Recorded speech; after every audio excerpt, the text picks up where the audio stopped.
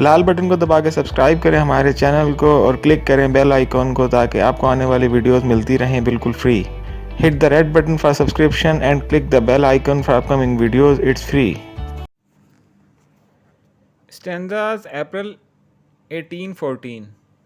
ये पोइम जिसे शैली ने लिखा है, इस पोइम में पोइट ने बड़ी खूबसूरती से ज़िंदगी के सफ़र को बयान किया है और वो कहना ये चाहते हैं कि इंसान की आखिरी मंजिल मौत ही होती है और ख़ुदा के जो बनाए हुए इंसान हैं सिर्फ कुछ वक्त के लिए दुनिया में आते हैं, वो अपना वक्त गुजारते हैं और चले जाते हैं और उन्हें सब कुछ यहीं छोड़कर जाना पड़ता है। यही कुदरत का कानून है। तो पोइट कहते हैं कि away the moor is dark beneath the moon, दूर चले जाओ चांद के नीचे, झाड़ियाँ तारीक हैं। तारीक का मतलब होता है डार्क, अंधेरा। Rapid clouds have drank the last pale beam of even, तेज़ रफ्तार बादलों ने शाम की आखिरी पहली किरण को भी जज्ब कर लिया है। Away the gathering winds will call the darkness soon, दूर चले जाओ हवाएं इकट्ठी हो रही हैं और जल्द ही अंधेरे को बुला लेंगी। And profoundest midnight shroud the serene light of heaven, और गहरी तारीक रात आसमानी रोशनी पर पर्दा डाल देगी। Pause not the time is past, every voice cries away, रुको वक्त गुजर रहा है, हर आवाज़ चिल्ला रही है दूर हो जाओ। Tempt not with one last tear thy friend ungentle mood, आखिरी आंसू से अपने दोस्त के सख्त मूड को मत बहलाओ। अब वो मौत के जो वक्त है उसको डिफ़ाइन करने की कोशिश कर रहे हैं।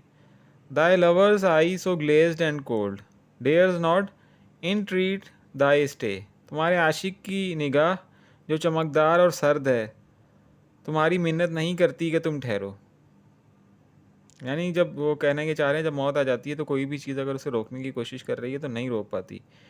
Duty and dereliction guide thee back to solitude, अपने फ़र्ज से गफलत बरतना, ये दोनों चीज़ें तुम्हें तन्हाई में वापस ले जाती हैं। Away away to thy sad and silent home, दूर चले जाओ दूर चले जाओ अपने अफसरदा और ख़ामोश घर में। पोर biters tears on it's डेसोलेटेड hearth, और वहाँ के वीरान चूल्हों पर अपने तल्ख आंसू बहाओ। अब वो कह रहे हैं कि आखिरी सफ़र की तैयारी कर लो। Watch the dim shade as like ghost thy go and come, मध्यम सायों को देखो जो भूतों के मानिंद आते जाते हैं, भूतों की तरह आते जाते हैं। And complicate strange webs of melancholy mirth, और गम और खुशी के अजीब अजीब जाल बुनते रहते हैं। The leaves of wasted autumn woods shall float around thine head, खिज़ां के बेकार दरख्तों की पत्तियां तुम्हारे सर के अतराफ जमाएं। ये वो बता रहे हैं कि मरने के बाद जब तुम्हारी कब्र पर सूखे पत्ते गिरेंगे खिज़ां के मौसम में। The blooms of dewy spring shall gleam beneath thy feet, या तुम्हारे पैरों के नीचे मौसम बहार की शबनम। But thy soul or this world must fade in the frost that binds the dead, लेकिन तुम्हारी रूह ये दुनिया इस कहर में जो मुर्दों को पकड़ कर रखती है डूब जाएगी। Ere midnight's frown and morning smile ere thou and piece में मीट, आधी रात के बिगड़े हुए तेवर और सुबह की हंसी से पहले ही, तुम्हारे और सुकून के मिलाप से पहले ही। यानी जो आखिरी मोमेंट है वो एक तरह का लिंक होता है इंसान का दुनिया और आखिरत के बीच में। यानी इंसान जब जाने वाला होता है तो वो बता रहे हैं एक लिंक होता है, जब इंसान मरने वाला है तो दुनिया से जाने वाला है, दूसरी दुनिया में जाने वाला है, तो एक तरह का लिंक है, वो बताने की कोशिश कर रहे हैं। The cloud shadows of midnight possess their own repose, आधी रात के साए आराम कर रहे हैं। For the weary winds are silent और the moon is in the deep, थकी मांदी हवाएं खामोश हैं या चांद भी अपनी गहराइयों में है। यानी हवा भी जो है वो आराम कर रही है और चांद भी इंजॉय कर रहा है, रेस्ट कर रहा है।